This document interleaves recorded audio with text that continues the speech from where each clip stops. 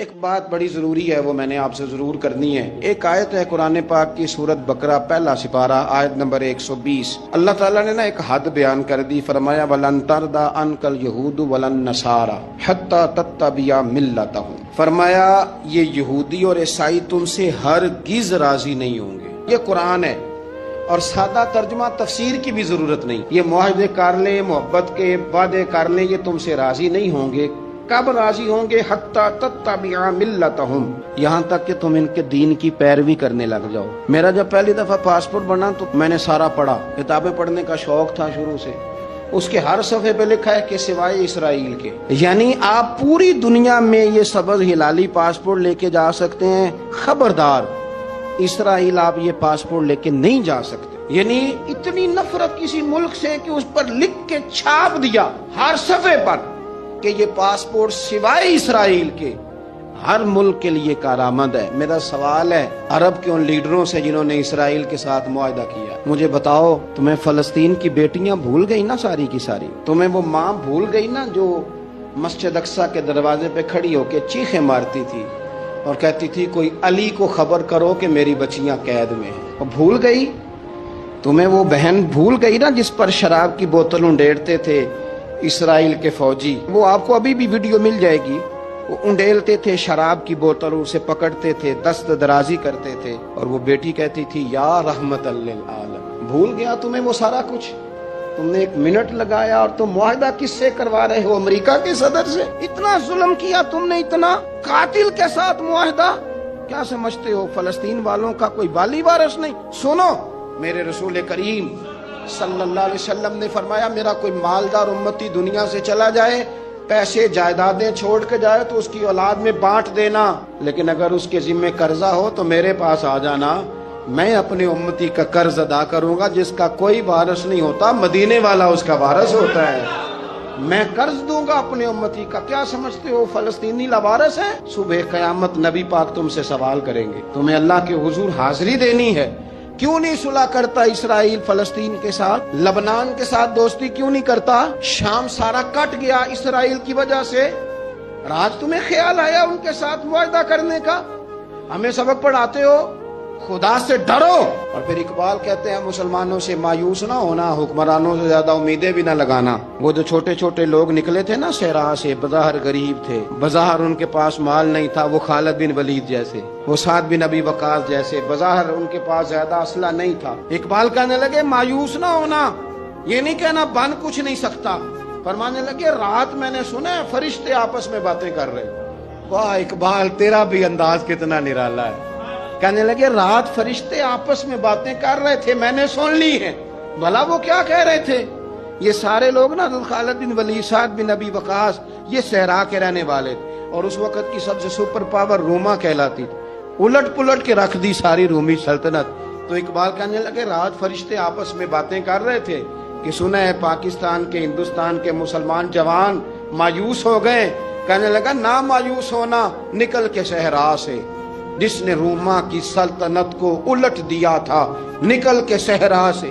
گرمی دیکھو اس شیر کی، ولولہ دیکھو اس مرد کا جو مصور پاکستان ہے، نکل کے صحرا سے، جس نے روما کی سلطنت کو الٹ دیا تھا۔ سنا ہے میں نے یہ قدسیوں سے، وہ شیر پھر ہوشیار ہوگا۔ وہ کل باتیں کر رہے تھے کہ بہت سارے ان میں سے پھر جاگ گئے اور بڑی جلدی وہ بلاک بنائیں گے۔ سنا ہے میں نے یہ قدسیوں سے کہ وہ شیر پھر ہوشیار ہوگا، وہ آئے گا میدان میں، نکلے گا، اور انشاءاللہ یہی چراغ جلے گا تو تھوڑا سا دیکھیں گے آج کی گفتگو میں کہ خواب کے متعلقہ قرآن اور سنت کے احکامات کس طرح کے ہیں۔ ہمارے ہاں کچھ لوگ ایسے ہیں جو ڈر جاتے ہیں، پریشان رہتے ہیں، مجھے بڑے ڈراؤنے خواب آتے ہیں۔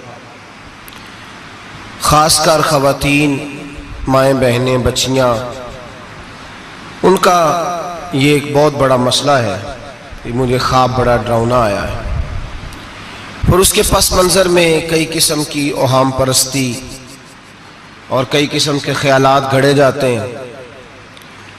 بعض لوگ کہتے ہیں کہ جادو کا اثر ہو گیا، کچھ لوگ یہ کہتے ہیں کہ میرے پیچھے کوئی لگ گیا ہے، کچھ لوگ کہتے ہیں اب کوئی بہت برا کام ہونے والا ہے. تو یہ مختلف قسم کی توہمات جنم لیتی ہیں. کچھ لوگ ایسے ہیں جو خواب کی حقیقت کوئی تسلیم نہیں کرتے. وہ کہتے ہیں کوئی خواب نہیں ہوتا، کسی کو کوئی خواب نہیں آتا. یہ جو بندہ کہتا ہے مجھے غوث اعظم کا دیدار ہوا، مجھے حضرت خواجہ صاحب کا دیدار ہوا، نبی پاک صلی اللہ علیہ وسلم کا، اس کو کیسے ہو سکتا ہے؟ یہ لوگ بھی زیادتی کرتے ہیں، یہ بھی غلط کرتے ہیں. خواب آتا ہے، اچھا بھی ہوتا ہے، برا بھی ہوتا ہے، اور جس کو دیدار ہوتا ہے اس کو بہرحال دیدار ہوتا بھی ہے. اور دیدار ایک حقیقت ہے جس کو جھٹلایا نہیں جا سکتا. اور اس معاشرے میں میرے مصطفیٰ کا دیدار ہی تو ہے جس کی وجہ سے دنیا بچی ہوئی ہے. دیدار ہی تو ہے جس کی وجہ سے یہ روشنی ہے. اور حضور کا دیدار ہی تو ہے جس کی وجہ سے روز پھول کھلتا ہے تو اس میں سے خوشبو آتی ہے. اگر حضور کا دیدار ہی نہ ہو تو کائنات تو زندہ ہی نہ رہے. تو کچھ لوگ انکار کرتے ہیں. کچھ لوگ ایسے ہیں، اللہ تعالیٰ معاف کرے، جن کو روز ایک خواب آتی ہے. پیر صاحب روز نیا خواب سنا کے مریدوں پہ قبضہ کرتے ہیں. اور مریدوں نے بھی لسٹ نکالی ہوئی ہے. بیچارہ وضو ڈھب سے نہیں کر سکتا لیکن روز بغداد شریف ہی ہوتا ہے، شام کو روز مدینے جاتا ہے. لسٹ لگائی ہوئی ہے اور چھاپی ہوئی ہیں اخبار، باقاعدہ جو ہیں وہ خوابیں لکھ لکھ کے چھاپی ہوئی ہیں، پڑھ پڑھ کے سنائی جاتی ہیں.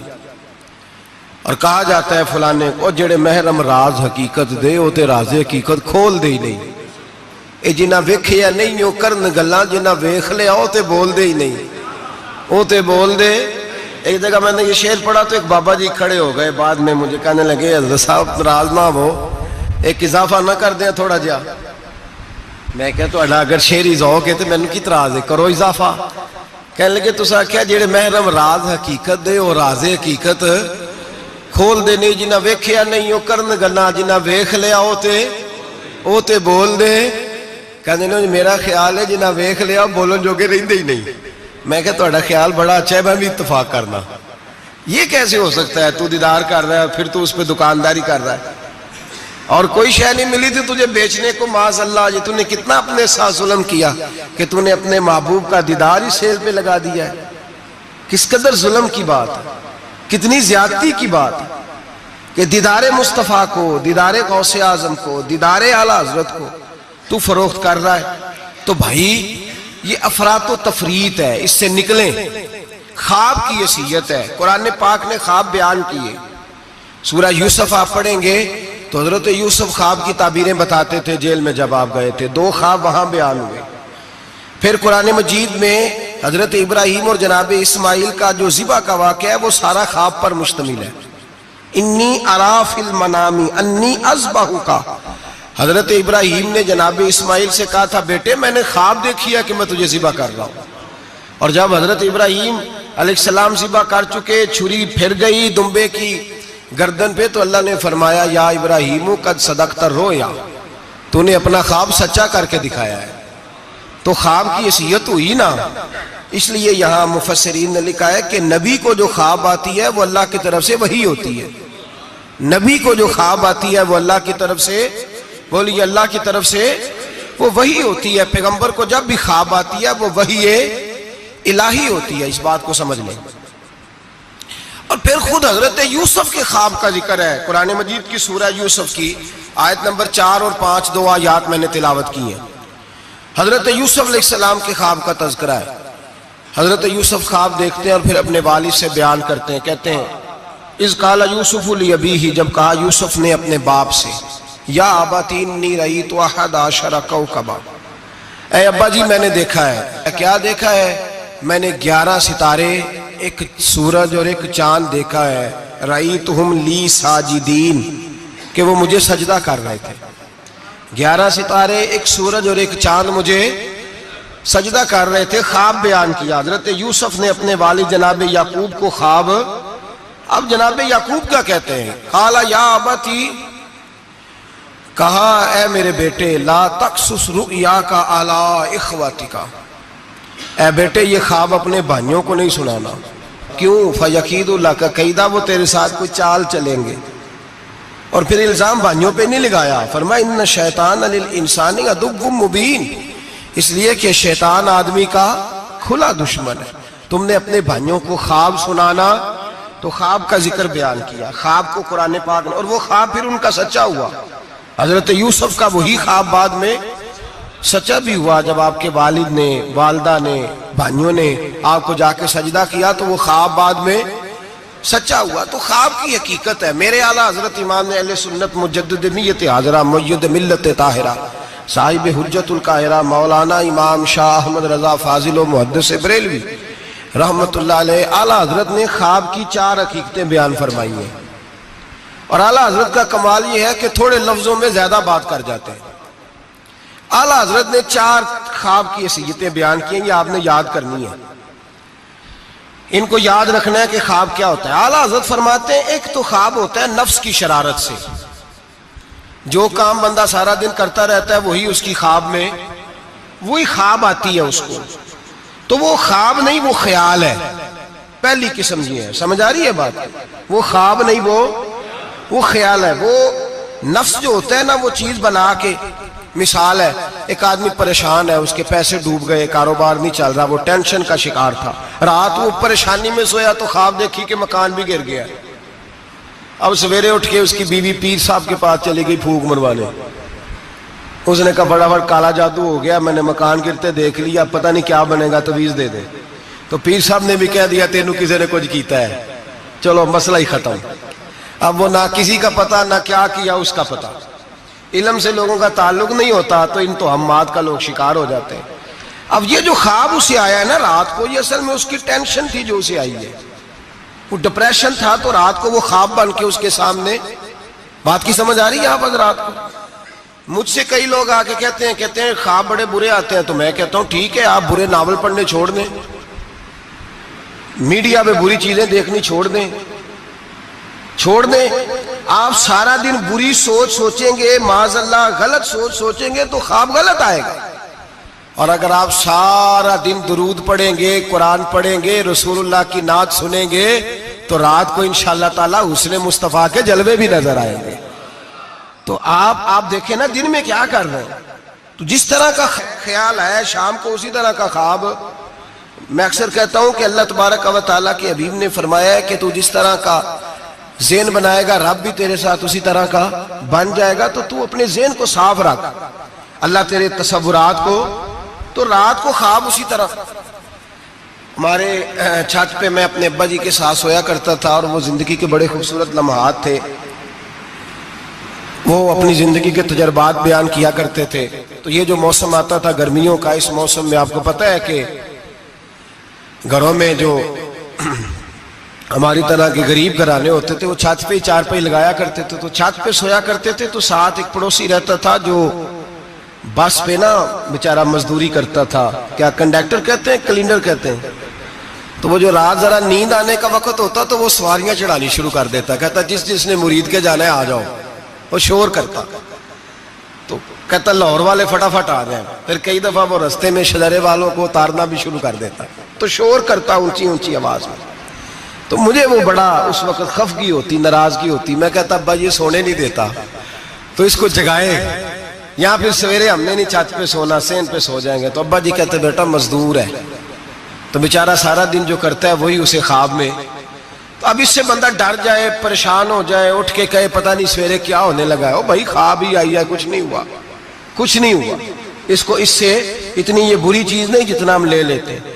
تو پہلی بات یہ ہے کہ جس بندے نے یہ تصورات ہوتے ہیں نا، آپ تصورات میں جائیں، کچھ لوگ ایسے بھی ہیں جو سارا دن محفل میں رہتے ہیں تو رات کو سوتے ہیں تو خواب میں بھی نعت ہی سن رہے ہوتے ہیں، کوئی حدیث ہی بیان ہو رہی ہوتی ہے، کسی حدیث پر ہی تبصرہ ہو رہا ہوتا ہے، تو بھائی جو کام آپ سارا دن کریں گے وہی رات کو خواب میں آئے گا۔ ایک دوست ہے بڑی محبت والا، کہنے لگا حضرت صاحب راتی خواب میں بڑے پیسے ویکھے نے، دعا کرو اللہ دے چھڈے۔ میں کہا ساری دیہڑی پیسے سوچیے تو رات میں ہونے ہی نہیں نا، جو سوچنا ہے وہی رات کو خواب میں سوچا، سارا دن تو نے پیسے تو آ گئے تیری خواب میں، تو چلو میں نے کہا خواب کا تو مزہ لینا، پھر اللہ تبارک و تعالیٰ فضل کرے گا، آ ہی جائیں گے اس کے کرم سے۔ عام دام برسر مطلب پہلی خواب وہ ہے جو نفس کی شرارت ہے، جو آپ کے اندر ہوتا ہے وہ سامنے آ جاتا ہے۔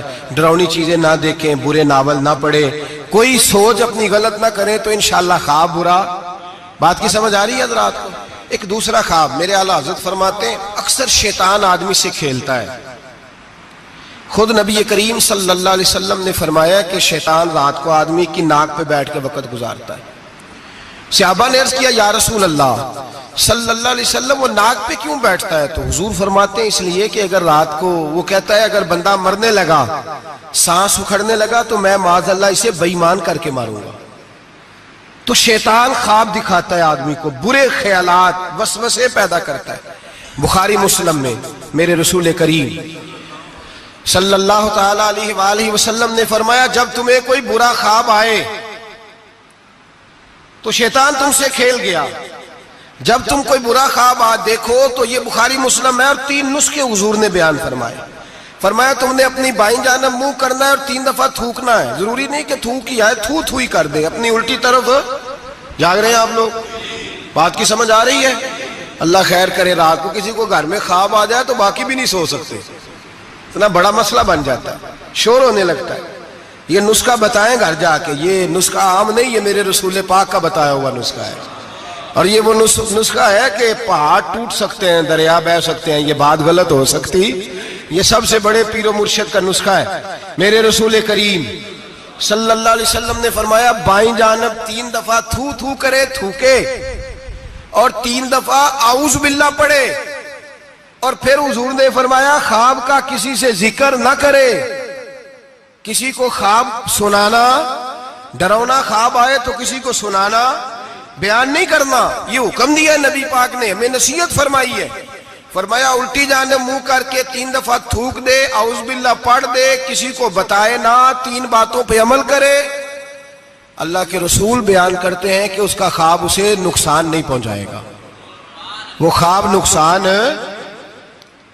کتنا بڑا مسئلہ حل ہو گیا، کتنا بڑا مسئلہ یہ. فرمایا تم نے دائیں طرف تھو کرنا ہے، تھوک دینا ہے، اعوذ باللہ پڑھ دینی ہے، اور کسی سے ذکر، تمہارا خواب تمہیں نقصان. یہ شیطان کھیل گیا، بات ختم ہو گئی. ہمارے یہاں شور ہو جاتا ہے، سویرے بڑے معاملات ہونے لگتے ہیں. ہاں ایک بات ضرور علماء فقہا بیان کرتے ہیں. وہ کہتے ہیں اگر کوئی آدمی سویرے اٹھ کے ڈراؤنا خواب دیکھتا ہے، سویرے اٹھ کے صدقہ خیرات کر دے، حسب توفیق. 10 روپے کی جیب گنجائش دیتی ہے، 10 روپے دے دے. 10 لاکھ کی گنجائش دیتی ہے، 10 لاکھ. حسب توفیق صدقہ دے دے اور استغفار پڑھے. خواب تکلیف نہیں دے گا. لیکن اس خواب کو ہوا بنا لینا، اس کو کوئی بڑی انوکھی چیز بنا لینا، مسلمان اس توہم پرستی کا قائل نہیں ہے. تو اپنے معاملات کو دائرہ اسلامی کے اندر رکھیں، نبی پاک کے بتائے ہوئے ارشادات کی روشنی میں رکھیں. تو دوسرا خواب یہ بیان کیا گیا کہ جو خواب ایسا ہوتا ہے جو شیطان ایک تیسرا خواب ہے. خواب کی تیسری قسم جو فرشتہ القاء کرتا ہے. جس طرح ایک شیطان آدمی کے ساتھ ہوتا ہے نا جو گناہ کی طرف بلاتا ہے، اسی طرح اللہ پاک نے ایک فرشتہ پیدا کیا ہوتا ہے جو نیکی کی طرف بلاتا ہے، جو جگاتا ہے بندے کو بار بار. اب یہ انسان کا اپنا معاملہ ہے، وہ بات کس کی زیادہ مانتا ہے. تو فرشتہ القاء کرتا ہے. وہ جو خواب فرشتہ دکھاتا ہے نا، اس میں ضرورت ہوتی ہے تعبیر کی. اب تعبیر کون بتائے گا؟ وہ جو طوطا لے کے بیٹھا سڑک پہ، وہ تعبیر بتائے گا؟ یا جس نے سارے بازو پہ کڑے پہنے ہوئے ہیں اور سارے ہاتھوں پہ چھلے پہنے ہوئے، وہ تعبیر بتائے گا؟ بابا جی سرکار. تعبیر کون بتائے گا؟ وہ بندہ تعبیر. ہر عالم بھی تعبیر نہیں بتائے گا. جو قرآن مجید، احادیث مبارکہ اور پھر علوم تعبیر جانتا ہو، معبر ہو، وہ بھی تعبیر بتائے گا. اور جب بتائے گا تو میرے اعلیٰ حضرت فرماتے ہیں تعبیر بھی اللہ سے ڈر کے بتائے گا. یہ نہیں کہے گا کہ جو میں کہہ رہا ہوں اسی طرح ہے. وہ یہ تعبیر کرے گا، وہ کہے گا جو میری سمجھ میں آیا میں نے بتا دیا، باقی حقیقت کا علم یا اللہ جانتا ہے یا اللہ کے رسول جانتے ہیں. میں یہ نہیں دعویٰ کرتا کہ جو میں نے